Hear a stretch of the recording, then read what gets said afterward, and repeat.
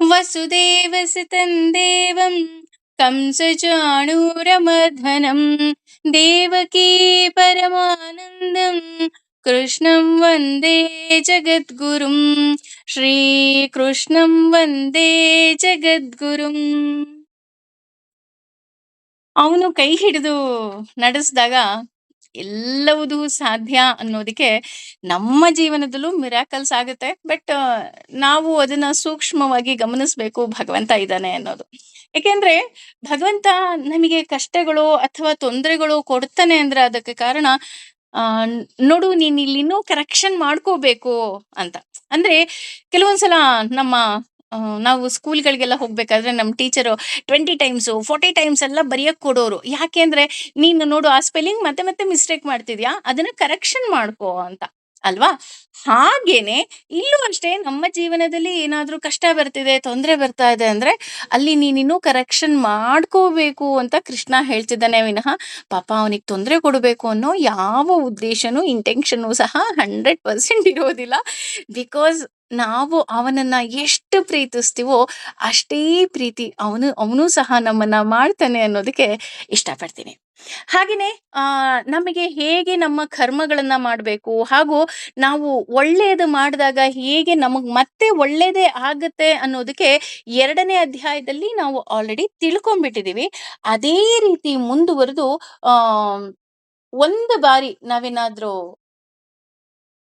ಈ ಅರ್ಥಗಳನ್ನ ಕೇಳಿದಾಗ ಸಾಮಾನ್ಯವಾಗಿ ಭಗವದ್ಗೀತೆಯ ಅರ್ಥ ಆಗೋದಿಲ್ಲ ಅಂತ ಹೇಳ್ತಾರೆ. ಹಾಗಾಗಿ ಇದು ಸುದೀರ್ಘ. ಅಂದ್ರೆ ನಾವು ಕೇಳಿದ ಪಾಠವನ್ನೇ ಪದೇ ಪದೇ ಕೇಳಿ ಕೇಳಿ ಕೇಳಿ ಮನನ ಮಾಡ್ಕೊಂಡು ನಾವು ಇದನ್ನ ಅರ್ಥೈಸಿಕೊಂಡು ನಮ್ಮ ಜೀವನದಲ್ಲಿ ಅಳವಡಿಸ್ಕೋಬೇಕಾಗತ್ತೆ. ಹೇಗೆ ಅಂದ್ರೆ ಎಕ್ಸಾಂಪಲ್ ಹೇಳ್ಬೇಕಂದ್ರೆ, ಏನೋ ಒಂದು ನಾವು ಹೊಸ ಡಿಶ್ ಅಡಿಗೆ ಮಾಡ್ತೀವಿ ಅಂದಾಗ ಅದು ಒಂದೇ ಸಲನೇ ಪರ್ಫೆಕ್ಟ್ ಆಗತ್ತೆ, ಆಗಲ್ಲ ಅಂತಲ್ಲ. ಬಟ್ ಅದು ನೀಟಾಗಿ ಆಗ್ಬೇಕು, ಇನ್ನೂ ಚೆನ್ನಾಗಾಗ್ಬೇಕಂದಾಗ ಅದು ಮಾಡ್ತಾನೆ ಇದ್ರೆ ನಮಗೆ ಹೇಗೆ ಪ್ರಾಕ್ಟೀಸ್ ಆಗತ್ತೆ, ಹಾಗೇನೆ ಈ ಭಗವದ್ಗೀತೆಯ ಅರ್ಥಗಳನ್ನ ನಾವು ಪದೇ ಪದೇ ಕೇಳೋದ್ರಿಂದ, ಮನನ ಮಾಡ್ಕೊಳ್ಳೋದ್ರಿಂದ ನಾವು ನಮ್ಮ ಜೀವನದಲ್ಲಿ ಅದನ್ನ ಅಳವಡಿಸ್ಕೊಳ್ಳೋದಿಕ್ಕೆ ಸಾಧ್ಯ. ಅದಕ್ಕೋಸ್ಕರನೇ ಭಗವಂತ ಇದನ್ನ ಪಾರಣೆ ಅಂತಾನೆ ಹೇಳ್ಬಿಟ್ಟಿದ್ದಾನೆ. ಪಾರಣೆ ಈಸ್ ನಥಿಂಗ್ ಬಟ್ ನಾವು ತಿನ್ಬೇಕು, ನಾವು ತಿಂದಾಗ ಅದನ್ನ ನಾವು ಡೈಜೆಷನ್ ಸಹ ಮಾಡ್ಕೋಬೇಕು. ಆ ಶಕ್ತಿ ಇದ್ದಾಗ ಮಾತ್ರ ನಮಗೆ ಯಾವುದೇ ರೀತಿಯಾದಂತಹ ಸೈಡ್ ಎಫೆಕ್ಟ್ ಆಗೋದಿಲ್ಲ. ಶಕ್ತಿ ಇಲ್ಲ ಅಂದಾಗ ಸೈಡ್ ಎಫೆಕ್ಟ್ಸ್ ಹೇಗೆಲ್ಲ ಆಗುತ್ತೆ ಅಂತ ನಮ್ಮ ಜೀವನದಲ್ಲಿ ನಾವು ನೋಡ್ಬಿಟ್ಟಿದೀವಿ. ಹಾಗೇನೆ ನಾವು ಮೊದಲಿಗೆ ಗೊತ್ತಾಯ್ತು ಆಸೆ ಆಕಾಂಕ್ಷೆಗಳನ್ನ ಬಿಡಬೇಕು ಅಂತ. ಅದೇ ರೀತಿ ದೇವರ ಪ್ರೀತಿಗಾಗಿ ನಾವು ಕರ್ಮವನ್ನ ಮಾಡಬೇಕು ಅಂತಲೂ ಸಹ ಗೊತ್ತಾಯ್ತು. ಅಂದ್ರೆ ಇದೆರಡೂ ಸಹ ನಾವೇನ್ ಅನ್ಕೊಂಡ್ಬಿಟ್ಟಿದ್ವಿ, ಬೇರೆ ಬೇರೆ ಮುಖಗಳು, ಬೇರೆ ಬೇರೆ ದಾರಿ ಅಂತ ಅನ್ಕೊಂಡ್ಬಿಟ್ಟಿದ್ವಿ. ಇಲ್ಲ, ಬೇರೆ ಬೇರೆ ದಾರಿ ಅಲ್ಲ. ಆಸೆ ಆಕಾಂಕ್ಷೆಗಳನ್ನ ಬಿಡೋದ್ರಿಂದ ಪ್ರಯೋಜನ ಇಲ್ಲ. ಆದರೆ ಅದರ ಒಟ್ಟಿಗೆ ನಾವು ದೇವರ ಪ್ರೀತಿಗಾಗಿ ಕರ್ಮಗಳನ್ನ ಮಾಡಿದಾಗ ಮಾತ್ರ ನಮಗೆ ಫಲ ಸಿಕ್ಕತ್ತೆ. ನೋಡಿ, ನಾವೇನ್ ಅನ್ಕೊಂಡಿದ್ವಿ, ಆಸೆ ಆಕಾಂಕ್ಷಿಗಳು ಬಿಡೋದು ಅಂತ ಅಂದ್ರೇನೆ ಸನ್ಯಾಸಿಗಳಾಗೋಗ್ಬಿಡೋದು, ಅಥವಾ ಕರ್ಮ ಮಾಡೋದು, ದೇವರನ್ನ ಪ್ರೀತಿಸೋದು ಅಂದ್ರೆ ಅದೇ ಬೇರೆ ರೂಟ್ ಅಂತ ಅನ್ಕೊಂಡ್ಬಿಟ್ಟಿದ್ವಿ. ಇಲ್ಲ, ಅದು ಎರಡೂ ಒಂದೇ ರೂಟ್. ಈಗ ಉದಾಹರಣೆ, ಗೌರ್ಮೆಂಟ್ ಬಸ್ಸಲ್ಲಿ ಬೆಂಗಳೂರಿಗೆ ಹೋಗ್ಬೇಕು ಅಂತ ಅಂದ್ರೆ ನಾನು ಬಸ್ ಸ್ಟ್ಯಾಂಡ್ಗೂ ಹೋಗ್ಬೇಕು, ಗೌರ್ಮೆಂಟ್ ಬಸ್ಸನ್ನು ಹತ್ತಬೇಕು ಅಲ್ವಾ? ಅದೇ ರೀತಿ ನಾನು ಆಸೆ ಆಕಾಂಕ್ಷೆಗಳನ್ನು ಬಿಟ್ಟು ದೇವರ ಪ್ರೀತಿಗಾಗಿ ಕರ್ಮಗಳನ್ನ ಮಾಡಿದಾಗ ನನಗೆ ಫಲ ಬರ್ತಾ ಹೋಗುತ್ತೆ ಅಂತ. ಹೀಗೆ ಈಗ ಅರ್ಜುನ ಕೇಳಿದ ಒಂದು ಪ್ರಶ್ನೆಗೆ ಸುದೀರ್ಘವಾಗಿ ಉತ್ತರ ಕೊಡ್ತಾ ಇದ್ದಾನೆ. ಅದರಲ್ಲಿ 4 ಶ್ಲೋಕದಲ್ಲಿ ಅರ್ಥವನ್ನ ತಿಳ್ಕೊಂಡ್ವಿ. ಅಂದ್ರೆ ಅರ್ಜುನನ ಪ್ರಶ್ನೆಯನ್ನು ಸೇರಿ 5 ಶ್ಲೋಕದ ಅರ್ಥಗಳನ್ನ ತಿಳ್ಕೊಂಡ್ವಿ. ಇವತ್ತು 6ನೇ ಶ್ಲೋಕದ ಅರ್ಥವನ್ನ ತಿಳ್ಕೊಳ್ಳೋಣ. 6ನೇ ಶ್ಲೋಕದಲ್ಲಿ ಭಗವಂತ ಹೇಳ್ತಾ ಇದ್ದಾನೆ, ಸನ್ಯಾಸಸ್ತು ಅಂದ್ರೆ ಸನ್ಯಾಸಃ ಅಂತಂದ್ರೆ ಸನ್ಯಾಸಾಶ್ರಮವು, ತು ಅಂದ್ರೆ ಆದರೆ, ಮಹಾಬಾಹುವೆ ದುಃಖವನ್ನ ಆಪ್ತುಂ ಉಂಟು ಮಾಡುತ್ತದೆ, ಅಯೋದ್ಗತಃ ಭಕ್ತಿ ಸೇವೆ ಇಲ್ಲದೆ, ಯೋಗ ಮುಕ್ತೋ ಭಕ್ತಿ ಸೇವೆಯಲ್ಲಿ ತೊಡಗಿದ, ಮುನಿಹಿ ಚಿಂತಕನು, ಬ್ರಹ್ಮ ಪರಮೋನ್ನತನನ್ನು ಅಂತ ಅರ್ಥ ಬರ್ತಾ ಹೋಗುತ್ತೆ. ನ ಚಿರಣೆ ಅಂದ್ರೆ ವಿಳಂಬವಿಲ್ಲದೆ, ಅಧಿಗಚ್ಚತಿ ಹೊಂದುತ್ತಾನೆ ಅನ್ನೋ ಅರ್ಥವನ್ನ ಕೊಡ್ತಾ ಹೋಗುತ್ತೆ. ಅಂದ್ರೆ ಇಲ್ಲಿ ಭಗವಂತ ಏನ್ ಹೇಳ್ತಾನಪ್ಪ ಅಂತ ನಾವೇನಾದ್ರೂ ನೋಡೋದಾದ್ರೆ, ಸನ್ಯಾಸಸ್ತು ಮಹಾಬಾಹು ದುಃಖಮಾಪ್ತು ಯೋಗತಃ ಅಂತ ಹೇಳ್ತಾ ಇದ್ದಾನೆ.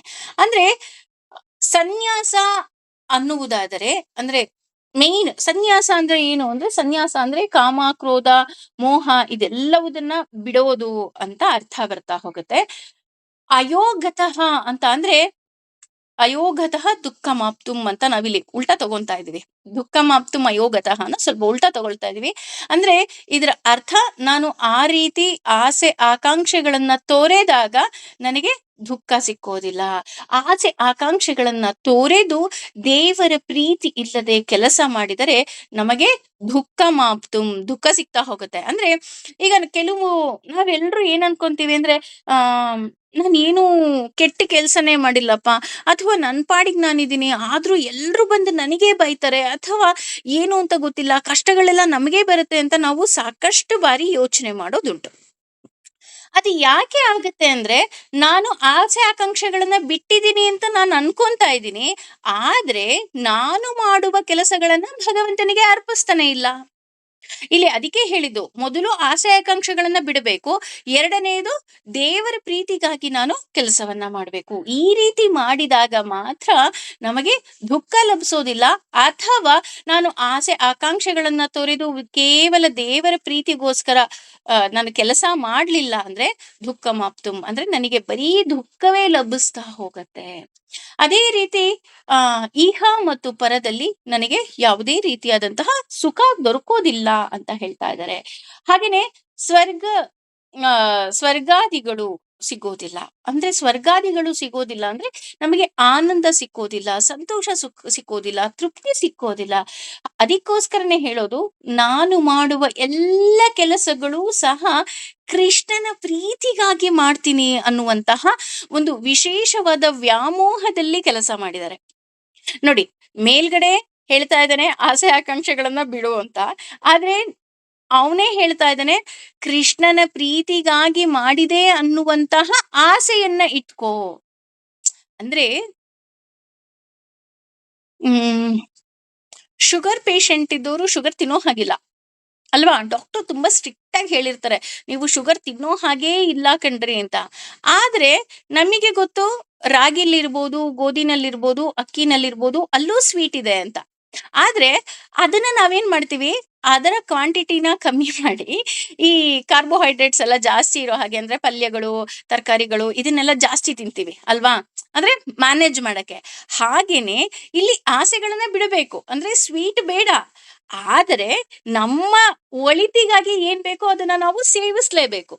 ನಾನ್ ನಿಮ್ಗೆ ಅದಕ್ಕೋಸ್ಕರ ಶುಗರ್ ಪೇಷಂಟ್ ಎಕ್ಸಾಂಪಲ್ ಕೊಟ್ಟಿದ್ದು. ಹಾಗಾಗಿ ಇಲ್ಲಿ ನಾವು ಕೃಷ್ಣನ ಪ್ರೀತಿಯಿಂದ ಮಾಡಿದಾಗ ಇದೆಲ್ಲವುದೂ ಸಹ ಸಾಧ್ಯ.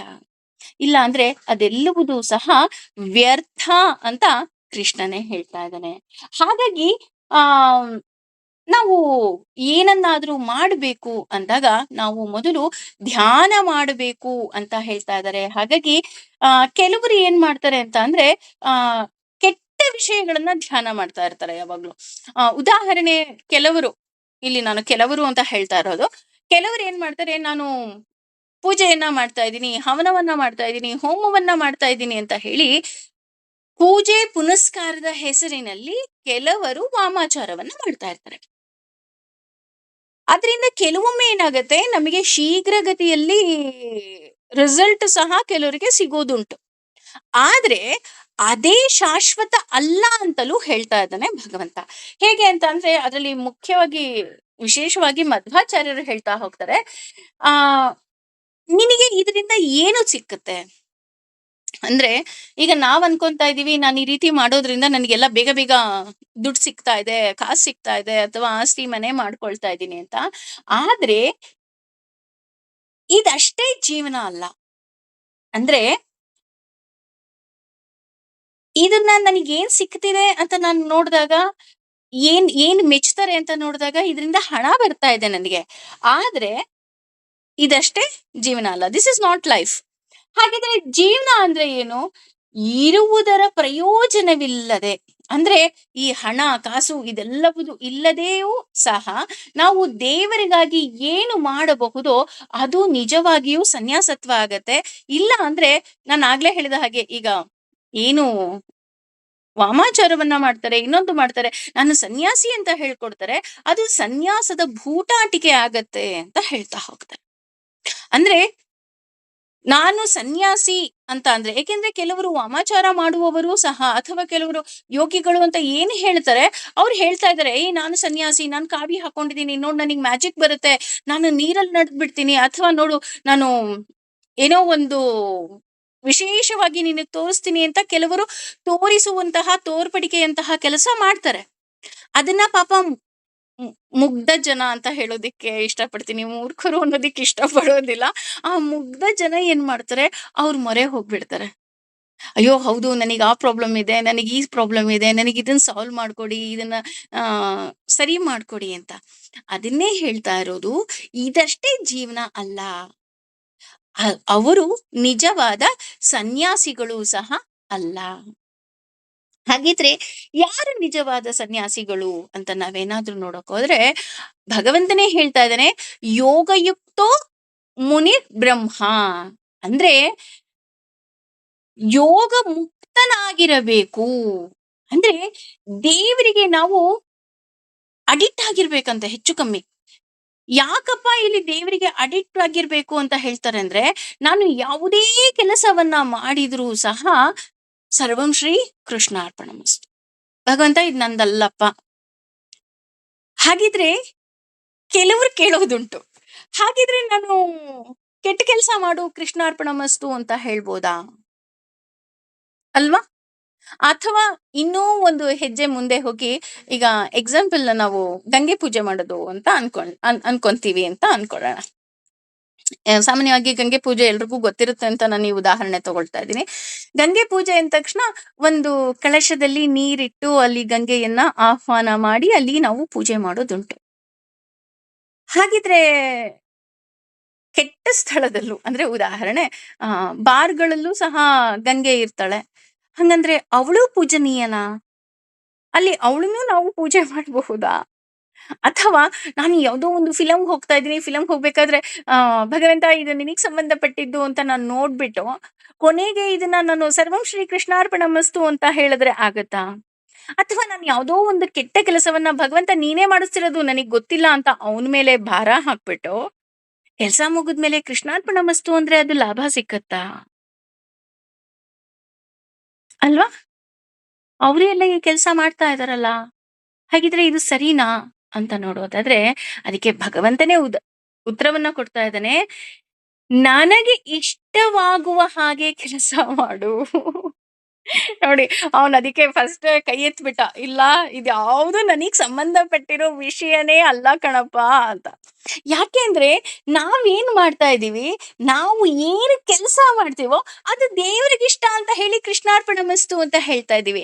ಅದಕ್ಕೆ ಕೃಷ್ಣ ಹೇಳ್ತಾ ಇರೋದು, ನಿನಗೆ ಏನೇನ್ ಇಷ್ಟನೋ ಅದನ್ನೆಲ್ಲ ಮಾಡ್ಬಿಟ್ಟು ಕೃಷ್ಣಾರ್ಪಣ ಅಂತ ಅನ್ಬೇಡ, ನನಗೆ ಏನೇನ್ ಇಷ್ಟ ಆಗುತ್ತೋ ಅದನ್ನ ಮಾಡಿ ಕೃಷ್ಣಾರ್ಪಣ ಅನ್ನೋ, ಅಲ್ವಾ?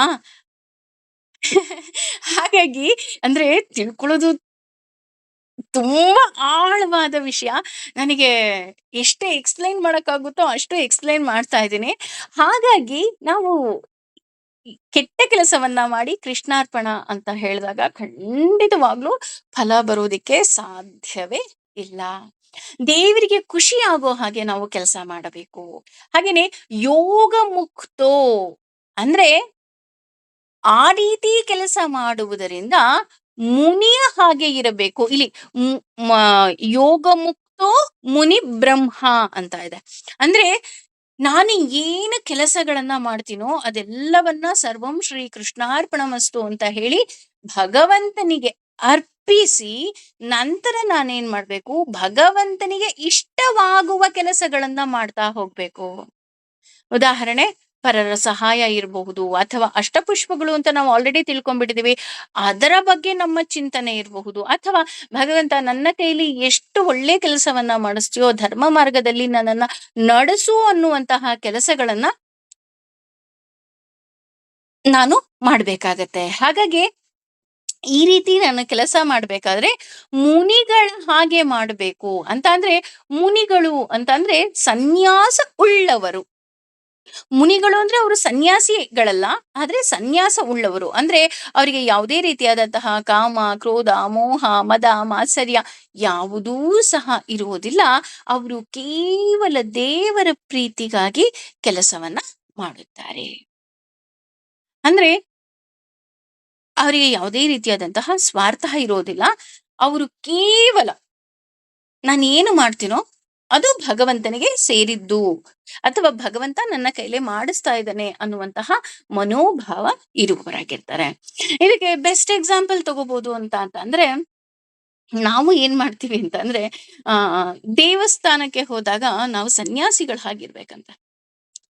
ಎಷ್ಟು ಜನ ಇರ್ತೀರಾ, ಎಷ್ಟು ಜನ ಇರ್ತಾರೆ ಅನ್ನೋದು ದೊಡ್ಡ ಪ್ರಶ್ನೆ.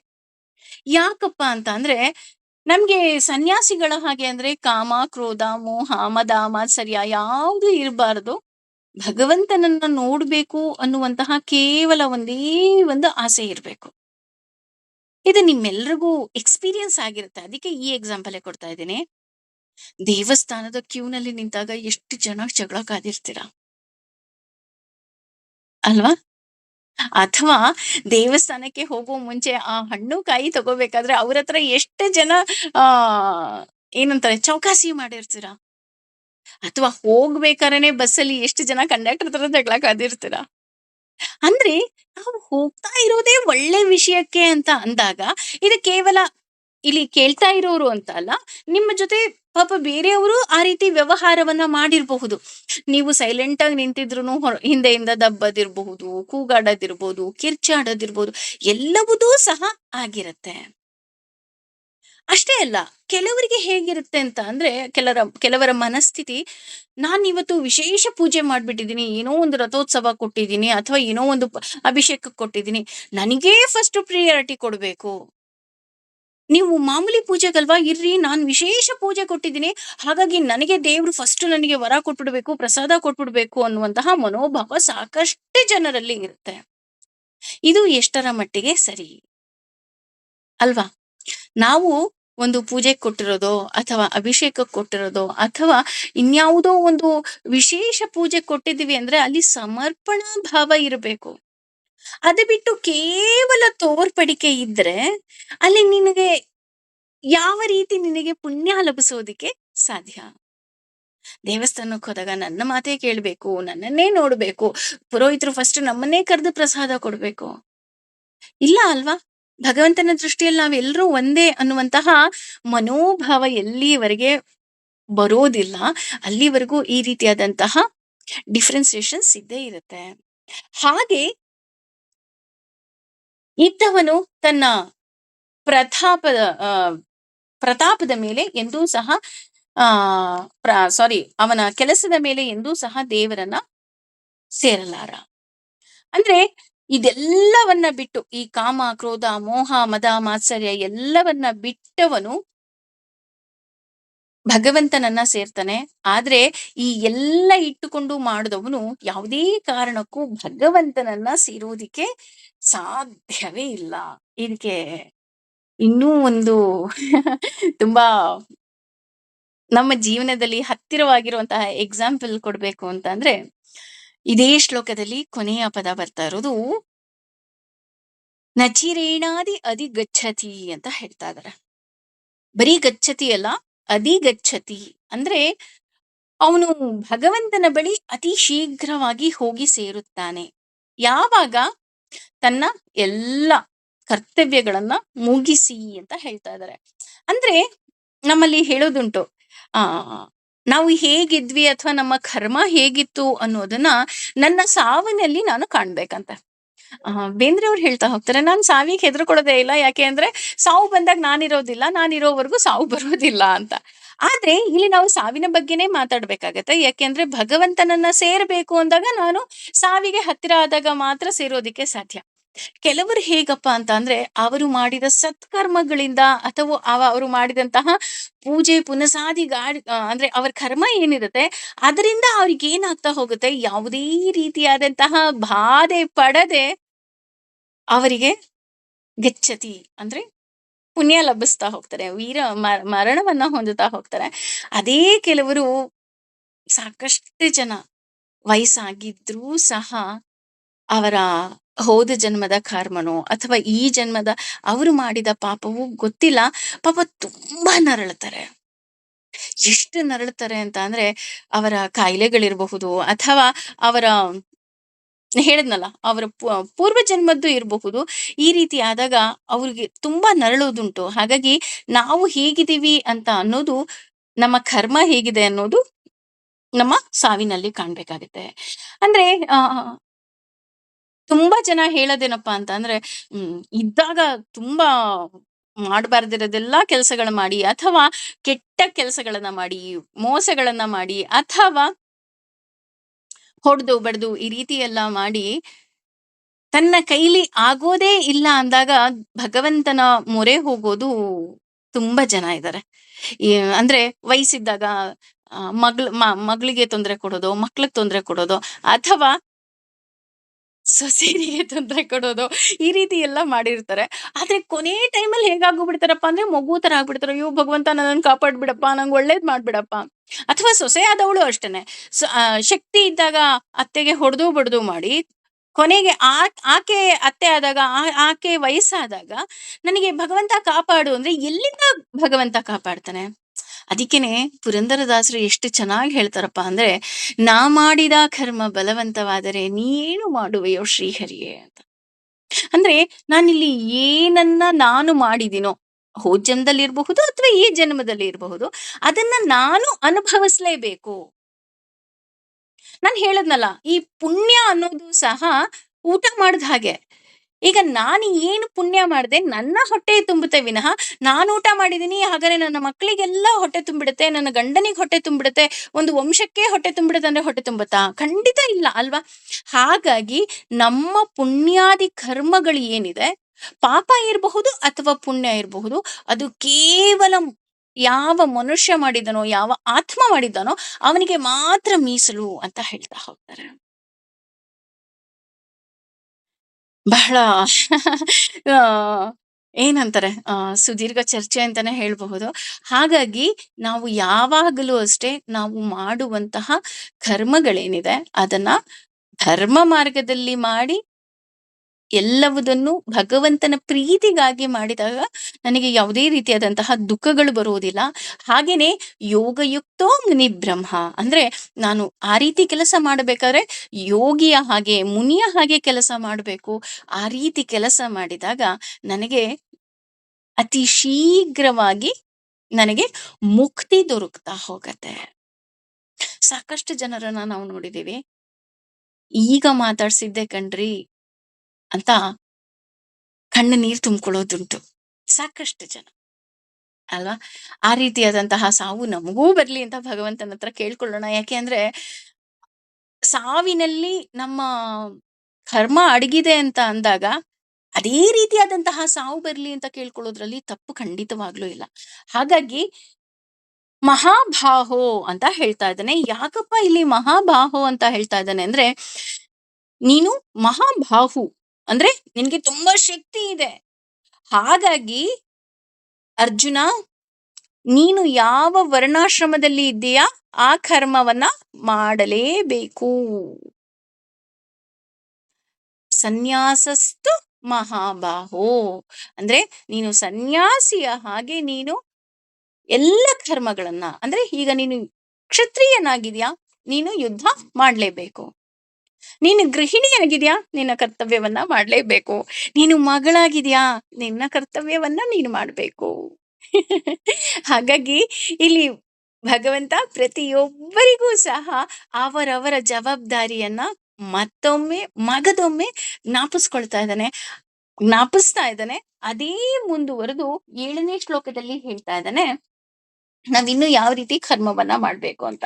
ಈ ಕರ್ಮ ಅನ್ನೋದು ಹೇಗೆ ಅಂತ ಅಂದ್ರೆ, ಅದೇ ನಾನು ಹೇಳಿದ್ನಲ್ಲ, ಒಂದು ಸಾರಿ ಹೇಳಿದ್ರೆ ಅಥವಾ ಒಂದು ಸಾರಿ ತಿಳ್ಕೊಂಡ್ರೆ ಅದು ನಮ್ಗೆ ಅರ್ಥ ಆಗೋದಿಲ್ಲ. ಪದೇ ಪದೇ ಮನನ ಆಗ್ತಾನೆ ಇರ್ಬೇಕಾಗತ್ತೆ. ಯೋಗಯುಕ್ತೋ ಅಂದ್ರೆ ಭಕ್ತಿ ಸೇವೆಯಲ್ಲಿ ತೊಡಗಿದ ವಿಶುದ್ಧಾತ್ಮ, ಪರಿಶುದ್ಧವಾದ ಆತ್ಮ, ವಿಜಿತಾತ್ಮ ಅಂದ್ರೆ ಆತ್ಮ ಗ್ರಹಿಕೆ ನಿಗ್ರಹಿಯಾದ, ಜಿತ ಇಂದ್ರಹ ಅಂದ್ರೆ ಜಿತ ಇಂದ್ರಿಯ ಅಂತಂದ್ರೆ ಇಂದ್ರಿಯಗಳನ್ನ ಜಯಿಸಿದವನು, ಸರ್ವಭೂತ ಎಲ್ಲಾ ಜೀವಿಗಳಿಗೂ ಆತ್ಮಭೂತ, ಆತ್ಮ ಅಂದ್ರೆ ಕರುಣೆಯುಳ್ಳವನು, ಕುರ್ವನ್ನಪಿ ಅಂದ್ರೆ ಕಾರ್ಯನಿರತನಾದವನು, ನ ಲಿಪ್ಯತೆ ಸಿಲುಕುವುದಿಲ್ಲ. ಅಂದ್ರೆ ಇಲ್ಲಿ ಇನ್ನೂ ಮುಂದುವರೆದು ಹೇಳ್ತಾ ಇದ್ದಾನೆ ಭಗವಂತ. ನೋಡು ಅರ್ಜುನ, ನಾನು ಇನ್ನು ಮತ್ತೆ ಮತ್ತೆ ಹೇಳ್ತಾ ಇದ್ದೀನಿ ನೋಡು. ನ ಲಿಪ್ಯತೆ, ನ ಲಿಪ್ಯತೆ ಅಂತ ಅಂದ್ರೆ ಅವನ ಬಳಿ ಪಾಪ ಬರೋದಿಲ್ಲ. ಫಸ್ಟಿಗೆ ಹೇಳ್ತಾ ಇದ್ದಾನೆ ನ ಲಿಪ್ಯತೆ, ನಿನ್ ಬಳಿ ಪಾಪ ಬರೋದಿಲ್ಲ. ಯಾರ ಬಳಿನಪ್ಪ ಅಂದ್ರೆ, ಪಾಪ ಅಂದ್ರೆ ಏನು, ನಮ್ಮ ದೇಹವನ್ನ ಬಳಲಿಸುವಂತಹ ಕೆಲಸವಾಗಲಿ ಅಥವಾ ನಮ್ಮ ಆತ್ಮವನ್ನ ಬಳಲಿಸುವಂತಹ ಕೆಲಸವಾಗಲಿ ಆಗೋದಿಲ್ಲ. ಅಂದ್ರೆ ನಾನು ಸತ್ಕರ್ಮವನ್ನ ಮಾಡಿದಾಗ ನನ್ನ ಆತ್ಮ ಶುದ್ಧವಾಗ್ತಾ ಹೋಗುತ್ತೆ. ಐ ಆಮ್ ಹ್ಯಾಪಿ, ನಾನು ಇವತ್ತು ತುಂಬಾ ಖುಷಿಯಾಗಿದ್ದೀನಿ. ಯಾಕಪ್ಪ ಅಂತ ಅಂದ್ರೆ ನಾನು ಇವತ್ತೇನು ನನ್ನಿಂದ ಒಬ್ಬರಿಗೆ ಸಹಾಯ ಆಯ್ತು. ಈ ರೀತಿಯಾದಂತಹ ಮನೋಭಾವ ನಮಗೆ ಬರ್ತಾ ಹೋಗುತ್ತೆ. ಹಾಗೇನೆ ಜೀವನಲ್ಲಿ ನೆಮ್ಮದಿಯಾಗಿ ಇರ್ತಾರೆ. ದುಡ್ಡು ಕೊಟ್ಟರು ಸಿಗದೇ ಇರುವಂತಹ ವಸ್ತು ಯಾವ್ದಾದ್ರೂ ಇದ್ರೆ ಅದು ನೆಮ್ಮದಿ. ಹಾಗಾಗಿ ಅಂತಹವನಿಗೆ ಸಾವಿನ ಭಯ ಸಹ ಇರಬಾರದು, ಮುಪ್ಪಿನ ಭಯ ಇರಬಾರದು, ಒಳಗಿನಿಂದ ವೇದನೆ ಇರಬಾರದು. ಆದ್ರೆ ನಮಗೆ ಸಾವಿನ ಭಯ ಇದೆ, ಮುಪ್ಪಿನ ಭಯ ಸಹ ಇದೆ. ಅಯ್ಯೋ ನನ್ನ what next I don't know ಅಂತ. ಹಾಗೇನೆ ಒಳಗಿನಿಂದ ವೇದನೆ ಸಹ ನನಗೆ ಇದ್ದೇ ಇದೆ. ಯಾಕೆ ಅಂದ್ರೆ ಈ ಮಾಯೆಯಲ್ಲಿ ನಾವೆಲ್ಲರೂ ಸಹ ಸಿಲುಕೊಂಡಿದೀವಿ. ಹಾಗೇನೆ ಯೋಗ ಮುಕ್ತನಾಗಬೇಕು. ಯೋಗ ಮುಕ್ತನಾಗಬೇಕು ಅಂದ್ರೆ ಯಾವುದೇ ರೀತಿಯಾದಂತಹ, ನಾವು ಉಪನ್ಯಾಸವನ್ನ ಕೇಳಿದ ತಕ್ಷಣ ನಾವು ಯೋಗ ಮುಕ್ತರಾಗ್ಬಿಡ್ತೀವಾ ಅಂತ ಕೇಳಿದ್ರೆ, ಭಗವದ್ಗೀತೆಯನ್ನ ಕೇಳ್ತೀವಿ, ಭಾಗವತವನ್ನ ಕೇಳ್ತೀವಿ, ಪ್ರವಚನವನ್ನ ಪ್ರತಿನಿತ್ಯ ಕೇಳ್ತಾನೇ ಇರೋದ್ರಿಂದ ನಾನು ಯೋಗ ಮುಕ್ತನಾಗೋದಿಲ್ಲ. ಅದನ್ನ ನಾನು ಜೀವನದಲ್ಲಿ ಅಳವಡಿಸ್ಕೊಳ್ಬೇಕು ಅಷ್ಟೆ. ಉದಾಹರಣೆ, ಒಬ್ಬ ವಿದ್ಯಾರ್ಥಿ ಇರ್ತಾನೆ, ಅವನೇನು ಅಂದ್ರೆ ಓದ್ತಾನೆ ನೋಡ್ದವ್ರೆಲ್ಲ ಅಯ್ಯೋ ಏನ್ರಿ ಓದ್ತಾನೆ ಎಷ್ಟೊಂದು ಓದ್ತಾನಲ್ರಿ ಅಂತ ಹೇಳ್ತಾ ಇದಾರೆ. ಓದ್ತಾ ಇದ್ದಾನೆ ಅಂದ್ರೆ ಅರ್ಥ ಏನು, ನೀನ್ ಓದಿದ್ದನ್ನ ಎಕ್ಸಾಮ್ ಟೈಮಲ್ಲಿ ಹೋಗಿ ಫಸ್ಟ್ ನೀನ್ ಎಕ್ಸಾಮ್ ಬರಿಬೇಕು ಅಲ್ವಾ? ಅದು ಬಿಟ್ಟು ಇವತ್ತು 9 ಗಂಟೆಯಿಂದ 12 ಗಂಟೆವರೆಗೂ ಎಕ್ಸಾಮ್ ಇದೆ ಅಂದ್ರೆ ಅಯ್ಯೋ ನಾನು ಓದ್ಕೋಬೇಕು ಅಂತ ನಾನು ಮನೆಯಲ್ಲಿ ಕೂತ್ಕೊಂಡು ಓದ್ಕೊಂಡ್ರೆ ಅಂತ ವಿದ್ಯಾರ್ಥಿಗೆ ನೀವೇನಂತೀರಾ? ಹೋಗ್ಬಿಟ್ಟು ತಲೆ ಮೇಲೆ ಒಂದು ಪಟ್ ಅಂತ ಕೊಡ್ತೀರಾ ಅಲ್ವಾ? ಅಂದ್ರೆ ಹೋಗಿ ಫಸ್ಟ್ ಎಕ್ಸಾಮ್ ಬರೆಯೋಕು. ಎಕ್ಸಾಮ್ ಟೈಮಲ್ಲಿ ಯಾರು ಓದ್ಕೊಂತಾರ? ಎಕ್ಸಾಮ್ ಟೈಮಲ್ಲಿ ನೀನು ಫಸ್ಟ್ ಎಕ್ಸಾಮ್ ಬರಿಬೇಕು ಅಂತ ಹೇಗೆ ನಾವು ಹೊಡಿತೀವಿ, ಹಾಗೇನೆ ಇಲ್ಲಿ ನಾನು ಕೇಳಿದಂತಹ ಉಪನ್ಯಾಸಗಳನ್ನ ಅಂದ್ರೆ ಭಗವದ್ಗೀತೆಯ ಪ್ರವಚನ ಇರ್ಬೋದು, ಅಥವಾ ಭಾಗವತದ ಪ್ರವಚನ ಇರ್ಬೋದು, ಅಥವಾ ಭಗವಂತನ ಬಗ್ಗೆ ನನಗೆ ಏನು ಅರಿವಿದೆಯೋ ಅದನ್ನ ನಾನು ಪರೀಕ್ಷೆಯ ರೂಪದಲ್ಲಿ ನನ್ನ ಜೀವನದಲ್ಲಿ ಅಳವಡಿಸ್ಕೋಬೇಕು. ಯಾರು ಬೈದಾಗ ನನ್ನದಲ್ಲ, ಅಥವಾ ನಾನು ಒಳ್ಳೆ ಕೆಲಸ ಮಾಡಿದಾಗ್ಲೂ ಸಹ ಇದು ನನ್ನದಲ್ಲ. ಯಾಕೆ? ಭಗವಂತ ನೀನ್ ಮಾಡ್ಸಿದ್ಯಾ ಕಣಪ್ಪ ಅಷ್ಟೆ. ಅಥವಾ ಯಾರಾದ್ರೂ ಅಪ್ಪಿತಪ್ಪಿ ಬೈದ್ರಾ, ಭಗವಂತ ಬಹುಶಃ ಅವರ ರೂಪದಲ್ಲಿ ನೀನ್ ನನಗ್ ಬಯಸ್ದೇನೋ, ಯಾವಾಗ್ಲೋ ನಂದು ಬ್ಯಾಲೆನ್ಸ್ ಇತ್ತು ಅನ್ಸುತ್ತೆ, ಹಾಗಾಗಿ ನೀನು ಬಯಸಿದ್ಯಾ, ಇಟ್ಸ್ ಓಕೆ, ನಾನು ಅದನ್ನ ಒಪ್ಕೊಂತೀನಿ, ಸರ್ವಂ ಶ್ರೀ ಕೃಷ್ಣಾರ್ಪಣಮಸ್ತು. ಅಥವಾ ನನ್ನ ಕೈಲಿ ಒಳ್ಳೆ ಕೆಲಸ ಮಾಡಿಸ್ದ್ಯಾ, ಭಗವಂತ ಇದ್ ನಂದಲ್ಲ, ಬಹುಶಃ ಅವ್ರದ್ದು ಯಾವ್ದೋ ಹಳೆ ಸಾಲ ಇತ್ತೇನೋ, ನನ್ನ ಕೈಲಿ ತೀರಿಸ್ಬಿಟ್ಟಿದ್ಯಾ, ನಾನು ಋಣಮುಕ್ತಳಾಗ್ಬಿಟ್ಟೆ, ಥ್ಯಾಂಕ್ ಯು, ಸರ್ವಂ ಶ್ರೀ ಕೃಷ್ಣಾರ್ಪಣಮಸ್ತು. ಅಂದ್ರೆ ನನಗೆ ಒಳ್ಳೇದು ಬೇಡ, ಕೆಟ್ಟದು ಬೇಡ ಅಲ್ವಾ? ಹಾಗಾಗಿ ಈ ರೀತಿಯಾದಂತಹ ಮನೋಭಾವ ನನಗೆ ಬಂದಾಗ ನನ್ನ ಪಾಲಿನ ಕರ್ತವ್ಯವನ್ನ ಮಾತ್ರ ನಾನು ಮಾಡಬೇಕು ಅನ್ನುವಂತಹ ಮನೋಭಾವ ಬರ್ತಾ ಹೋಗುತ್ತೆ. ಮನುಷ್ಯ ಈ ಕಲಿಯುಗದಲ್ಲಿ ತುಂಬಾ ನೋವು ಅನುಭವಿಸ್ತಾನೆ, ಪ್ರತಿಯೊಬ್ಬರು ನೋವು ಅನುಭವಿಸ್ತಾರೆ. ಯಾಕಪ್ಪ ಅಂತ ಅಂದ್ರೆ, ನಾವ್ ಏನ್ ಮಾಡ್ತೀವಿ, ಬರ್ಬೇಕಾದ್ರೆ ನಾವೆಲ್ಲ ಒಂದೊಂದು ಜೋಳ್ಗೆ ತಗೊಂಡ್ಬಂದಿದ್ದೀವಿ. ಆ ಜೋಳ್ಗೆನಲ್ಲಿ ನಮ್ಮ ಒಳ್ಳೇದೆಲ್ಲ ಇದೆ. ಆದ್ರೆ ನಾವೇನ್ ಮಾಡ್ತೀವಿ ಗೊತ್ತಾ, ನನ್ನ ಜೋಳಿಗೆನಲ್ಲಿ ಏನಿದೆ ಅಂತ ನಾನು ನೋಡೋದೇ ಇಲ್ಲ. ಪ್ರತಿ ಸಲ ಹೋಗ್ತೀನಿ, ಬೇರೆಯವ್ರ ಜೋಳಿಗೆ ನೋಡ್ತೀನಿ, ಅಯ್ಯೋ ಅವ್ರ ಜೋಳಿಗೆನಲ್ಲಿ ಅಷ್ಟೊಂದು ಒಳ್ಳೆ ಐಟಮ್ಸ್ ಇದೆ ಅಂತ ಮನೇಲಿ ಬಂದು ಕೂತ್ಕೊಂಡು ಅಳ್ತೀನಿ. ಆದ್ರೆ ಅವರ ಜೋಳಿಗೆನಲ್ಲಿ ಏನಿದೆ ಅಲ್ಲ, ಅದಕ್ಕಿಂತ ಸುಂದರವಾಗಿರುವುದು ನಿನ್ನ ಜೋಳಿಗೆನಲ್ಲಿದೆ, ಅದನ್ನ ನೀನು ನೋಡೇ ಇಲ್ಲ.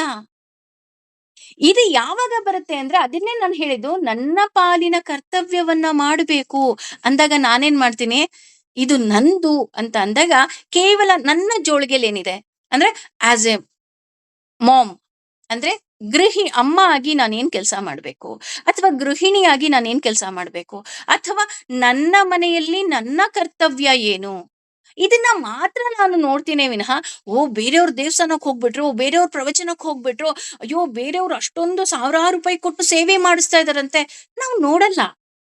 ಯಾಕೆ? ಅದು ನನ್ನ ಜೋಳಿಗೆ ಅಲ್ಲ. ಈ ಮೆಂಟಾಲಿಟಿ ಅಥವಾ ಈ ಮನಸ್ಥಿತಿ ಎಲ್ಲಿವರೆಗೂ ನಮಗೆ ಬರೋದಿಲ್ವೋ ಅಲ್ಲಿವರೆಗೂ ನಾವು ನೆಮ್ಮದಿಯಾಗಿರೋದಕ್ಕೆ ಸಾಧ್ಯವೇ ಇಲ್ಲ. ನೋಡಿ, ನೆಮ್ಮದಿಯಾಗಿರೋದು ಸಹ ನಾವು ಸುಲಭ ಅನ್ಕೊಂಡ್ಬಿಟ್ಟಿದೀವಿ. ಆ ಸುಲಭದ ಮಾರ್ಗ ಸುಲಭವಾಗಿರೋದೇ ಕಠಿಣ ಅಂತ ಹೇಳ್ತಾರಲ್ಲ, ಆ ರೀತಿ ನೆಮ್ಮದಿಯಾಗಿರೋದು ಸಹ ಕಠಿಣ ಅಂತ ಹೇಳ್ತಾ ಹೋಗ್ತಾರೆ. ಹಾಗೇನೆ ಇಲ್ಲಿ ವಿಶುದ್ಧಾತ್ಮ ಅಂತ ಹೇಳ್ತಿದ್ದಾರೆ. ವಿಶುದ್ಧಾತ್ಮ ಅಂದ್ರೆ ಬುದ್ಧಿ ಶುದ್ಧವಾಗಿರಬೇಕು, ಮನಸ್ಸು ಶುದ್ಧವಾಗಿರಬೇಕು, ಅಂತಃಕರಣ ಶುದ್ಧಿಯಾಗಿರಬೇಕು. ಅಷ್ಟೇ ಅಲ್ಲ, ಶುದ್ಧವಾದ ಬುದ್ಧಿಯಿಂದ, ಶುದ್ಧವಾದ ಮನಸ್ಸಿನಿಂದ ನಾವು ಮಾಡುವ ಕೆಲಸವು ಶುದ್ಧವಾಗಿರುತ್ತದೆ. ನಾವು ಹೇಳ್ತೀವಲ್ಲ, ಆ ಇದು ನಮ್ಮೆಲ್ಲ ಗೃಹಿಣಿಯರಿಗೆ. ಯಾಕೆ ಅಂತ ಅಂದ್ರೆ, ನಾವು ಬೆಳಗ್ಗೆ ಎದ್ದ ತಕ್ಷಣ ಹೋಗ್ಬಿಟ್ಟು ಕುಕ್ಕರ್ ಇಟ್ಬಿಡಲ್ಲ. ನಾವೇನ್ ಮಾಡ್ತೀವಿ, ಎಷ್ಟೇ ಅರ್ಜೆಂಟ್ ಇದ್ರೂನು ಬೇಗ ಫಸ್ಟ್ ಅಡಿಗೆ ಮನೆ ಕ್ಲೀನ್ ಮಾಡ್ಕೊಂತೀವಿ, ಅಡಿಗೆ ಮನೆ ಸ್ಲ್ಯಾಬ್ ಕ್ಲೀನ್ ಮಾಡ್ಕೊಂತೀವಿ, ಗ್ಯಾಸ್ ಕ್ಲೀನ್ ಮಾಡ್ಕೊಂತೀವಿ, ಅಥವಾ ರಾತ್ರಿನೇ ಒರೆಸಿಟ್ಟಿದ್ರು ಸಹ ಇನ್ನೊಂದು ಸಲ ಒರೆಸ್ಬಿಟ್ಟು ಆಮೇಲೆ ನಾವ್ ಇಡ್ತೀವಿ. ಯಾಕೆ? ನಾನು ಅಡಿಗೆ ಮಾಡುವಂತಹ ಜಾಗ ಏನಿದೆ ಅದು ಶುಚಿಯಾಗಿರ್ಬೇಕು, ಕ್ಲೀನ್ ಆಗಿರ್ಬೇಕು. ಯಾಕೆ ಅಂದ್ರೆ ಶುಚಿಯಾಗಿರುವ ಸ್ಥಳದಲ್ಲಿ ನಾನು ಅಡಿಗೆ ಮಾಡಿದಾಗ ಆ ಅಡುಗೆ ಶುಚಿಯಾಗಿರುತ್ತೆ ಅಂತ ಅಲ್ವಾ? ಹಾಗೇನೆ ನಾನು ಇಲ್ಲಿ ವಿಶುದ್ಧಾತ್ಮನಾಗಿರಬೇಕು. ಯಾಕೆ ಅಂದ್ರೆ ಆಗ ನನ್ನ ಬುದ್ಧಿ ಶುದ್ಧವಾಗಿರುತ್ತೆ, ನನ್ನ ಮನಸ್ಸು ಶುದ್ಧವಾಗಿರುತ್ತೆ, ನನ್ನ ಅಂತಃಕರಣ ಶುದ್ಧಿಯಾಗಿರುತ್ತೆ. ಹಾಗಾಗಿ ಶುದ್ಧವಾದ ಬುದ್ಧಿಯಿಂದ, ಶುದ್ಧವಾದ ಮನಸ್ಸಿನಿಂದ ನಾನು ಮಾಡುವ ಕೆಲಸಗಳು ಸಹ ಶುದ್ಧವಾಗಿರುತ್ತೆ. ನಿನ್ಗೆ ರಿಸಲ್ಟ್ ಸರಿಯಾಗಿ ಸಿಗ್ತಾ ಇಲ್ವಾ? ಅಲ್ಲಿಗೆ ನೀನು ಶುದ್ಧಾತ್ಮನಾಗಿದ್ಯಾ ಅಂತ ನಿನ್ನನ್ನೇ ನೀನೇ ಪರೀಕ್ಷೆ ಮಾಡು ಅಂತ ಹೇಳಿ ಇಲ್ಲಿ ಭಗವಂತ ಹೇಳ್ತಾ ಇದ್ದಾನೆ. ಹಾಗೇನೆ ಇಲ್ಲಿ ಶುದ್ಧಾತ್ಮ ಅಂತ ಹೇಳಿದ್ರೆ ಸಾಕಾಗಿತ್ತು. ಶುದ್ಧ ಅಂದ್ರೇನೆ ನಾನು ಆಗ್ಲೇ ಹೇಳಿದ ಹಾಗೆ ಬುದ್ಧಿ ಶುದ್ಧ, ಮನಸ್ಸು ಶುದ್ಧ, ಅಂತಃಕರಣ ಶುದ್ಧ ಅಂತ ಆಗೋಯ್ತು. ಇಲ್ಲಿ ಯಾಕೆ ವಿಶುದ್ಧಾತ್ಮ ಅಂತ ಸೇರಿಸ್ತಾ ಇದ್ದಾನೆ ಭಗವಂತ? ಶುದ್ಧ ಅನ್ನೋದಕ್ಕೆ ಗೊತ್ತಾಯ್ತು, ಆತ್ಮ ಅನ್ನೋದಕ್ಕೆ ಗೊತ್ತಾಯ್ತು, ಅದು ಶುದ್ಧಾತ್ಮ ನನಗೆ ಅರ್ಥ ಆಯ್ತು. ವಿಶುದ್ಧಾತ್ಮ ಅಂತ ಯಾಕಪ್ಪ ಸೇರಿಸಿದ್ದೇನೆ? ಈ ವಿ ಅನ್ನೋ ಅಕ್ಷರ ಇದೆ ಅಲ್ಲ, ಇದು ತುಂಬಾ ಪವರ್ಫುಲ್ ಕಣ್ರಿ. ಯಾಕಪ್ಪ ತುಂಬಾ ಪವರ್ಫುಲ್ ಅಂತ ಅಂದ್ರೆ, ವಿ ಅಂತ ಅಂದ್ರೆ ವಿಷ್ಣುವಿನಲ್ಲಿ ಮಾಡಿದ ಭಕ್ತಿಯಿಂದ ಶುದ್ಧವಾದ ಆತ್ಮ ಅನ್ನುವ ಅರ್ಥ ಬರ್ತಾ ಹೋಗುತ್ತೆ. ಅಂದ್ರೆ ನಾನೇನ್ ಅನ್ಕೊಂಡಿದ್ದೆ, ನಾನು ಸ್ನಾನ ಮಾಡಿದ್ರೆ ಸಾಕು ನಾನು ಶುದ್ಧ ಆದೆ ಅಂತ ನಾನ್ ಅನ್ಕೊಂಡಿದ್ದೆ. ಇಲ್ಲ, ನೀನು ವಿಶುದ್ಧಾತ್ಮನಾಗಬೇಕು ಅಂದ್ರೆ ಅಂದ್ರೆ ವಿಷ್ಣುವಿನಲ್ಲಿ ಮಾಡಿದ ಭಕ್ತಿಯಿಂದ ಶುದ್ಧವಾದ ಆತ್ಮ ಅಂದ್ರೆ ಭಕ್ತಿಯಿಂದ ಅವನ ಮನಸ್ಸು ಶುದ್ಧವಾಗಿದೆ. ಹೇಗಿದೆ ಅಂದ್ರೆ ಮಗುವಿನ ಹಾಗಿದೆ. ಮಗು ಹಠ ಮಾಡೋದೇ ಇಲ್ಲ. ಮಗು ಹಠ ಮಾಡೋದು ಒಂದಕ್ಕೆ, ಅಮ್ಮ ಬೇಕು ಅಂತ ಅಲ್ವಾ? ಹಾಗೇನೆ ನಾವು ಅಷ್ಟೇ, ಭಗವಂತ ನೀನೇ ಬೇಕು ಕಣೋ ಅಂತ ನಾವು ಹಠ ಮಾಡ್ಬೇಕಾಗತ್ತೆ. ಇದು ಯಾವುದರಿಂದ ಬರುತ್ತಪ್ಪ ಅಂತ ಅಂದ್ರೆ ಅನುಭವದಿಂದ ಬರ್ತಾ ಹೋಗುತ್ತೆ. ನಾನು ವಿಷ್ಣುವಿನ ಭಕ್ತಿಯಲ್ಲಿ ನನ್ನ ಮನಸ್ಸನ್ನ ಶುದ್ಧ ಮಾಡ್ಕೊಂಡು ಕೆಲಸ ಮಾಡಿದಾಗ ಅದ್ರ ರಿಸಲ್ಟ್ ಬರ್ತಾ ಹೋಗುತ್ತಲ್ಲ, ಆ ರಿಸಲ್ಟ್ ಇಂದ ನನಗೆ ಅನುಭವ ಬರ್ತಾ ಹೋಗುತ್ತೆ. ಇಲ್ಲ, ನಾನ್ ದೇವ್ರ ನಂಬಿದ್ನಲ್ಲ ರೀ, ಆ ದೇವ್ರ ನನ್ ಕೈ ಬಿಡ್ಲೇ ಇಲ್ಲ. ನಾನ್ ಹೇಳ್ತೀನಿ, ಧೈರ್ಯವಾಗಿ ಹೇಳ್ತೀನಿ. ಯಾಕೆ ಅಂದ್ರೆ ಅದು ನನ್ನ ಅನುಭವಕ್ಕೆ ಬಂದಿರತ್ತೆ. ನಾನ್ ಹೋಟ್ಲಿಗೆ ಹೋಗಿ ಕೂತ್ಕೊಂಡು ನಾನು ದೋಸೆಯನ್ನ ಆರ್ಡರ್ ಮಾಡಿ ನಾನು ತಿಂದಿದ್ದೀನಿ. ಹಾಗಾಗಿ ನಾನ್ ಹೇಳ್ತಾ ಇದ್ದೀನಿ ಈ ಹೋಟ್ಲಲ್ಲಿ ದೋಸೆ ಚೆನ್ನಾಗಿದೆ ಅಂತ. ನಿಮಗೆ ಅದರ ರುಚಿ ಬೇಕಾ? ಅದು ನಿಮಗೇ ಅನುಭವ ಆಗ್ಬೇಕೆ ವಿನಃ ನಾನು ಹೋಗಿ ತಿಂದೆ ಚೆನ್ನಾಗಿದೆ ಅಂದ್ರೆ ಹೌದಾ ಅಂತೀರ. ಅಲ್ವಾ? ಆ ರೀತಿ ಅನುಭವದಿಂದ ಬರ್ತಾ ಹೋಗುತ್ತೆ. ಹಾಗೇನೆ ಕೆಟ್ಟ ನಿರ್ಧಾರಗಳನ್ನ ನಾವು ಎಂದೂ ಸಹ ತೆಗೆದುಕೊಳ್ಳೋದಿಕ್ಕೆ ಸಾಧ್ಯವೇ ಇಲ್ಲ. ಯಾರು ಕೆಟ್ಟ ನಿರ್ಧಾರಗಳನ್ನ ತಗೊಳ್ತಾರಪ್ಪ, ಯಾರು ಕೆಟ್ಟದಾಗಿ ಯೋಚನೆ ಮಾಡ್ತಾರೆ ಅಂದ್ರೆ, ಯಾರ ಮನಸ್ಸು ಅಶುದ್ಧವಾಗಿರುತ್ತೋ ಅವರು ಕೆಟ್ಟದಾಗಿ ಯೋಚನೆ ಮಾಡ್ತಾರೆ ವಿನಃ. ಈಗ ಉದಾಹರಣೆ, ನಾವೆಲ್ಲೋ ಹೋಗ್ತಾ ಇರ್ತೀವಿ, ಹೋಗ್ಬೇಕಾದ್ರೆ ಒಬ್ಬ ಒಂಟಿ ಹೆಂಗಸು ನಿಂತಿರುತ್ತೆ. ಪಾರ್ಕ್ ಎದುರುಗಡೆ ನಿಂತಿರುತ್ತೆ. ನಾನು ಪಾರ್ಕಲ್ಲಿ ವಾಕ್ ಮಾಡ್ತಾ ಇರ್ತೀನಿ ಅಂತ ಅನ್ಕೊಳ್ಳೋಣ. ಯೂಶಲಿ ಒಬ್ಬೊಬ್ಬರ ತಲೆಯಲ್ಲಿ ಒಂದೊಂದು ವಿಷಯ ಓಡ್ಲಿಕ್ಕೆ ಶುರು ಆಗುತ್ತೆ ಆ ಹೆಂಗ್ಸ್ ನೋಡಿದ ತಕ್ಷಣ. ಇಲ್ಲಿ ಯಾಕೆ ಆ ಹೆಂಗಸಿನ ಬಗ್ಗೆ ಮಾತಾಡ್ತಿದ್ದೀನಿ ಅಂದಾಗ, ಪಾರ್ಕಲ್ಲಿ ಒಂಟಿ ಹೆಂಗಸು ಯಾರಿಗೋ ಕಾಯ್ತಾ ಇದ್ದಾಳೆ. ಅರೌಂಡ್ 4:15ಗೆ ಯಾರನ್ನೋ ಕಾಯ್ತಾ ಇದ್ದಾಳೆ ಪಾರ್ಕ್ ಹೊರಗಡೆ ನಿಂತ್ಕೊಂಡು. ಅಂದ್ರೆ ಒಬ್ಬೊಬ್ಬರ ಮನಸ್ಸಿನಲ್ಲಿ ಒಂದೊಂದು ಕಲ್ಪನೆ ಬರ್ತಾ ಹೋಗುತ್ತೆ. ಆ ಕಲ್ಪನೆಗಳನ್ನ ಹೇಳೋದು ಬೇಡ. ಯಾಕೆಂದ್ರೆ ಅದು ನಿಮ್ಮ ನಿಮ್ಮ ಕಲ್ಪನೆಗೆ ಬಿಟ್ಬಿಡೋಣ. ಒಬ್ರು ಏನೋ ಯೋಚನೆ ಮಾಡಿದ್ರೆ ಇನ್ನೊಬ್ರು ಏನೋ ಯೋಚನೆ ಮಾಡಿರ್ತಾರೆ. ಹಾಗಂತ ಯೋಚನೆ ಮಾಡಿದ ತಕ್ಷಣ ಆ ಹೆಂಗಸು ಕೆಟ್ಟವಳಾಗ್ತಾಳ? ಇಲ್ಲ ಅಲ್ವಾ? ಆಮೇಲೆ ಒಂದು 10 ನಿಮಿಷ ನಾವು ವಾಕ್ ಮಾಡ್ತಾ ಮಾಡ್ತಾ ಮಾಡ್ತಾ ಮಾಡ್ತಾ ನಮಗ್ ಗೊತ್ತಾಗುತ್ತೆ ಆ ಪಾರ್ಕ್ ಮುಂದೆ ಒಂದು ಸ್ಕೂಲ್ ವ್ಯಾನ್ ಬಸ್ ಬರುತ್ತೆ. ಆ ಬಸ್ನಲ್ಲಿ ಅವರ ಮಗು ಇಳಿಯುತ್ತೆ. ಅವಳ ಮಗುವಿಗೋಸ್ಕರ ಆ ತಾಯಿ ಕಾಯ್ತಾ ಇದ್ಲು ಅಂತ.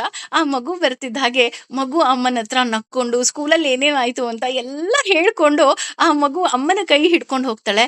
ಆಗ ನಮ್ಮ ಬುದ್ಧಿಗೆ ನಾವೇ ಹೊಡ್ಕೊಳ್ತೀವಿ, ಅಯ್ಯೋ ದೇವ, ಇಷ್ಟೊತ್ತರೆಗೂ ನನ್ನ ತಲೆಯಲ್ಲಿ ಏನೇನೆಲ್ಲ ಕೆಟ್ಟ ಆಲೋಚನೆ ಬಂದ್ಬಿಡ್ತಪ್ಪ ಅಂತ. ಅದಕ್ಕೆ ಹೇಳಿದ್ದು ಆಲೋಚನೆ ನಿಮಗ್ ಬಿಟ್ಟಿದ್ದು ಅಂತ. ಹಾಗೇನೆ ಆ ರೀತಿ ಕೆಟ್ಟದಾಗಿ ಯಾರು ಯೋಚನೆ ಮಾಡ್ತಾರೆ ಅಂದ್ರೆ, ಯಾರ ಮನಸ್ಸು ಶುದ್ಧವಾಗಿರೋದಿಲ್ವೋ ಅವರು ಆ ರೀತಿ ಯೋಚನೆ ಮಾಡ್ತಾರೆ. ಅದೇ ಯಾರೋ ಮನಸ್ಸು ಶುದ್ಧವಾಗಿ, ಅಯ್ಯೋ ಪಾಪ ಯಾರಿಗೋ ಕಾಯ್ತಾ ಇದ್ದಾರೆ ಬಿಡ್ರಿ ಅನ್ಕೊಂಡು ನಾವು ಸುಮ್ನೆ ಹೋಗ್ತೇವೆ, ನಾವು ತಲೆ ಕೆಡಿಸ್ಕೊಳ್ಳೋದಿಲ್ಲ. ಆ ರೀತಿ ನಮ್ಮ ಮನಸ್ಸು ಶುದ್ಧವಾಗಿದ್ದಾಗ, ವಿಶುದ್ಧಾತ್ಮನಾದ ವಿ ಅಂದ್ರೆ ನಾನು ಆಗ್ಲೇ ಹೇಳಿದ್ನಲ್ಲ, ಭಕ್ತಿಯಿಂದ ಶುದ್ಧವಾಗಿದೆ. ಹಾಗಾಗಿ ನನ್ನ ಯೋಚನೆಗಳು ಕೆಟ್ಟದ್ದು ಬರೋದಿಲ್ಲ, ನನ್ನ ಆಲೋಚನೆ ಕೆಟ್ಟದಾಗಿ ಬರೋದಿಲ್ಲ ಅಂದಾಗ ನಾನು ಕೆಟ್ಟದಾಗಿ ಯಾವ ಕೆಲಸವನ್ನೂ ಮಾಡೋದಿಕ್ಕೆ ಸಾಧ್ಯವೇ ಇಲ್ಲ. ಹಾಗೇನೆ ಮುಂದುವರೆದೇ ಹೇಳ್ತಾ ಇದ್ದಾನೆ, ವಿಜಿತಾತ್ಮ. ವಿಜಿತಾತ್ಮ ಅಂತ ಅಂದ್ರೆ ಇಲ್ಲಿ ಶುದ್ಧಾತ್ಮ ಆಯ್ತು. ಶುದ್ಧಾತ್ಮ ಆದ್ಮೇಲೆ ವಿಜಿತಾತ್ಮಕ್ಕೆ ಬಂದ್ರೆ, ವಿಜಿತಾತ್ಮ ಅಂದ್ರೆ ಮನಸ್ಸನ್ನ ಗೆದ್ದವನು ಅನ್ನುವ ಅರ್ಥ ಬರ್ತಾ ಹೋಗುತ್ತೆ. ಅಂದ್ರೆ ಬೇಡದ ಯೋಚನೆಗಳು ಬಾರದೆ ಇರುವ ಹಾಗೆ ಅವನು ಅವನ ಭಕ್ತಿಯಲ್ಲಿ ಇರ್ತಾನೆ. ಇಲ್ಲೂ ಅಷ್ಟೇ, ಜಿತಾತ್ಮ ಅಂತ ಅಂದ್ರೆ ಮನಸ್ಸನ್ನ ಗೆದ್ದವನು, ವಿಜಿತಾತ್ಮ ಅಂದ್ರೆ ವಿ ಅಂತ ಹೇಳಿದ್ರೆ ಅದೇನ್ ಎಕ್ಸ್ಪ್ಲೈನ್ ಮಾಡಿದೆ, ಸೇಮ್ ಎಕ್ಸ್ಪ್ಲನೇಷನ್ಸ್. ಅಂದ್ರೆ ವಿಷ್ಣುವಿನ ಭಕ್ತಿಯಲ್ಲಿ ಶುದ್ಧವಾದ ಆತ್ಮ, ಹಾಗಾಗಿ ಅವನು ಅವನ ಮನಸ್ಸನ್ನ ಗೆದ್ದಿದ್ದಾನೆ. ಅಷ್ಟೇ ಅಲ್ಲದೆ ಆ ರೀತಿ ಗೆದ್ದಾಗ ಅವನಿಗೆ ನೆಮ್ಮದಿ ಲಭಿಸ್ತಾ ಹೋಗತ್ತೆ. ಆ ನೆಮ್ಮದಿಯಿಂದ ಅವನು ಜಿತೇಂದ್ರಿಯ. ಜಿತೇಂದ್ರಿಯ ಅಂದ್ರೆ ಅರ್ಥ ಅವನ ಇಂದ್ರಿಯಗಳನ್ನ ಗೆದ್ದಿದ್ದಾನೆ. ಅವನೆಲ್ಲ ಇಂದ್ರಿಯಗಳು ಏನಾಗಿದೆ, ಅವನ ಹತೋಟಿಯಲ್ಲಿ ಇದೆ. ಯಾಕೆ ಅವನ ಹತೋಟಿಯಲ್ಲಿ ಇದೆ ಅಂದ್ರೆ, ಅವನು ವಿಜಿತಾತ್ಮನಾಗಿದ್ದಾನೆ ಹಾಗೂ ಶುದ್ಧಾತ್ಮನಾಗಿದ್ದಾನೆ. ಇದರ ಜೊತೆ ವಿ ಅಂತ ಅಂದ್ರೇನೆ ನಮಗೆ ಭಕ್ತಿಯಲ್ಲಿ ತೊಡಗಿದ್ದಾನೆ ಅಂತ ಗೊತ್ತು. ಹಾಗಾಗಿ ಅವನಿಗೆ ನೆಮ್ಮದಿ ಇದೆ. ನೆಮ್ಮದಿ ಇರುವುದರಿಂದ ಅವನ ಎಲ್ಲ ಇಂದ್ರಿಯಗಳನ್ನ ಅವನ ಹತೋಟಿಯಲ್ಲಿ ಇಟ್ಕೊಂಡಿದ್ದಾನೆ. ಹೇಗೆ ಆಮೆ 2 ಕೈ 2 ಕಾಲ್ನ ಹೊರಗಡೆ ಚಾಚಿರುತ್ತೆ, ಆದ್ರೆ ಎಲ್ಲೋ ಒಂದು ತೊಂದರೆ ಬಂತು ಅಂದ ತಕ್ಷಣ ಆ 2 ಕೈ 2 ಕಾಲನ್ನ ತಕ್ಷಣ ಒಳಗಡೆ ಇಳ್ಕೊಂಡ್ಬಿಡತ್ತೆ. ಹಾಗೇನೆ ಇವನು ಹಾಗೇನೆ ತನ್ನ ಇಂದ್ರಿಯಗಳನ್ನ ಹತೋಟಿಯಲ್ಲಿ ಇಟ್ಕೊಂಡಿರ್ತಾನೆ. ಇಲ್ಲ, ಇದು ನೋಡೋದ್ರಿಂದ ನನಗ್ ಕೆಟ್ಟದಿದ್ಯಾ, ನನಗ್ ಬೇಡ. ಇದು ತಿನ್ನೋದ್ರಿಂದ ನನಗ್ ಕೆಟ್ಟದಿದ್ಯಾ, ಬೇಡ. ಕೇವಲ ಪ್ರಸಾದವನ್ನ ತಿನ್ನೋಣ, ಕೇವಲ ಭಗವಂತನ ನಾಮಸ್ಮರಣೆ ಮಾಡೋಣ, ಕೇವಲ ಭಗವಂತನ ಬಗ್ಗೆ ತಿಳ್ಕೊಳ್ಳೋಣ, ನನಗ್ ಕೆಟ್ಟದ್ ಯಾವ್ದು ಬೇಡವೇ ಬೇಡ. ಹಾಗೆ ತನ್ನ ಕೈಯಲ್ಲಿ ಎಷ್ಟು ಒಳ್ಳೇದಾಗುತ್ತೋ ಅಷ್ಟು ಒಳ್ಳೆ ಕೆಲಸವನ್ನ ಮಾಡೋಣ. ಈ ರೀತಿಯಾದಂತಹ ಮನಸ್ಥಿತಿಗೆ ತಲುಪ್ತಾ ಹೋಗ್ತಾನೆ ಭಗವಂತನ ಭಕ್ತಿಯಲ್ಲಿ ಇರುವವನು. ಹಾಗಾಗಿ ಅವನ ಬರ್ತಾ ಬರ್ತಾ ಏನಾಗ್ತಾ ಹೋಗ್ತಾನೆ ಅಂದ್ರೆ, ಮಾತು ಕಡಿಮೆ ಆಗ್ತಾ ಹೋಗತ್ತೆ. ಬೇಕಾದ್ರೆ ನೀವು ಅಬ್ಸರ್ವ್ ಮಾಡಿ, ತುಂಬಾ ತಿಳ್ಕೊಂಡಿರೋರು ಅಥವಾ ತುಂಬಾ ತಿಳಿದವರು ಮಾತಾಡೋದೇ ಇಲ್ಲ, ತುಂಬಾ ಕಮ್ಮಿ ಮಾತಾಡ್ತಾರೆ. ಯಾಕೆ ಕಮ್ಮಿ ಮಾತಾಡ್ತಾರೆ ಅಂದ್ರೆ, ನನ್ನ ಮಾತಿಂದ ಅವ್ರಿಗೇನು ಯೂಸ್ ಇಲ್ಲ ಅಂತ ಗೊತ್ತಾದ್ಮೇಲೆ ನಾನು ಯಾಕೆ ಮಾತಾಡ್ಬೇಕು, ನಾನು ಸೈಲೆಂಟ್ ಆಗಿರೋದೇ ಒಳ್ಳೇದು. ಅವಶ್ಯಕತೆ ಇದ್ದಾಗ ಮಾತ್ರ ಮಾತಾಡ್ತಾರೆ, ಇಲ್ಲಾಂದ್ರೆ ಖಾಲಿ ಡಬ್ಬತ್ರ ಬಡ ಬಡ ಬಡ ಬಡ ಬಡ ಬಡ ಬಡ ಬಡ ಬಡ ಶಬ್ದ ಮಾಡ್ತಾ ಇರ್ತಾರೆ. ಹಾಗೇನೆ ಇಲ್ಲಿ ಇನ್ನು ಮುಂದೆ ಹೇಳ್ತಾ ಹೋಗ್ತಾನೆ, ಸರ್ವಭೂತಾತ್ಮ ಅಂದ್ರೆ ಇಂತಹವನಿಗೆ ತನ್ನ ಇಂದ್ರಿಯ ಎಲ್ಲವನ್ನ ನಿಗ್ರಹಿಸಿ ತನ್ನ ಹತೋಟಿಯಲ್ಲಿ ಇಟ್ಕೊಂಡಿರುವವನಿಗೆ ಗೊತ್ತಾಗೋಗುತ್ತೆ, ಎಲ್ಲ ಜೀವಿಗಳನ್ನ ಕಾಯುವಂತಹ ಒಡೆಯ ಏನಿದಾನೆ ಅವನು ಸರ್ವಭೂತಾತ್ಮ. ಅಂದ್ರೆ ಹೀ ಸುಪೀರಿಯರ್. ನಾನು ಹೇಳದ್ನಲ್ಲ, ನಾನು ಕನ್ನಡಿ ಒಳಗಡೆ ಇರುವಂತಹ ಪ್ರತಿಬಿಂಬ ಅಷ್ಟೇ. ಹಾಗಾಗಿ ನನ್ನ ಕೈಲಿ ಏನೂ ಮಾಡ್ಕೊಳ್ಳೋದಿಕ್ಕೆ ಸಾಧ್ಯವೇ ಇಲ್ಲ. ಭಗವಂತ ಇಷ್ಟಪಟ್ರೆ ಮಾತ್ರ ನನಗೆ ಎಲ್ಲವುದೂ ಸಹ ಲಭಿಸೋದಿಕ್ಕೆ ಸಾಧ್ಯ. ಕೆಲವೊಮ್ಮೆ ಏನಾಗುತ್ತೆ, ಯೂಶಲಿ ಆ ನಾವೇನ್ ಅನ್ಕೊಂತೀವಿ, ದುಡ್ಡಿದ್ರೆ ಎಲ್ಲ ಸಿಕ್ಬಿಡುತ್ತೆ, ಅಥವಾ ನನಗೆ ದುಡ್ಡಿಲ್ಲ ಅದಕ್ಕಾಗಿ ನನಗೆ ಕೆಲವೊಂದು ವಸ್ತುಗಳು ಸಿಗ್ತಾ ಇಲ್ಲ ಅಂತ ನಮ್ಮ ಮನಸ್ಸು ಹೇಳ್ತಾ ಇರತ್ತೆ. ಆದ್ರೆ ಕೆಲವು ಶ್ರೀಮಂತರು ನೋಡಿ, ಅವ್ರ ಮನೇಲಿ ಬೇಕಾದ ಹಾಗಿರುತ್ತೆ, ಆದ್ರೂ ಅವ್ರು ನೆಮ್ಮದಿಯಾಗಿರೋದಿಲ್ಲ. ಅದಕ್ಕೆ ಹೇಳೋದು, ಹಣ ಇದ್ರೂನು ಋಣ ಇದ್ದಷ್ಟೇ ಲಾಭ ಅಂತ. ಹಾಗಾಗಿ ನನಗೆ ತಿಳಿತಾ ಹೋಗುತ್ತೆ, ಎಲ್ಲ ಭೂತಗಳ ಅಂದ್ರೆ ಸರ್ವಭೂತಗಳ ರಕ್ಷಿಸುವವನು ಅವನು. ಹಾಗಾಗಿ ಅವನು ಸರ್ವಭೂತಾತ್ಮ.